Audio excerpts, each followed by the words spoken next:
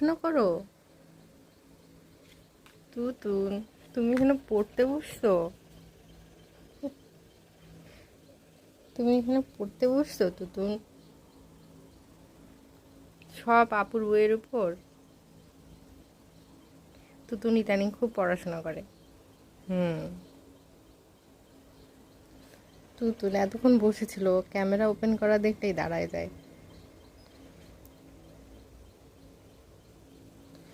ভীষণ একা হয়ে গেছে ও। আহ, আসলে ওর সামনে আমাদের থার্ড বেবির নামও নেওয়া যায় না, কারণ চিৎকার চেঁচামেচি শুরু করে দেয় তখন। আর টমি তো গরমে অতিষ্ঠ। এই যে টমির অবস্থা, ও সরাসরি ফ্যানের নিচে সবসময় রাখার চেষ্টা করছি।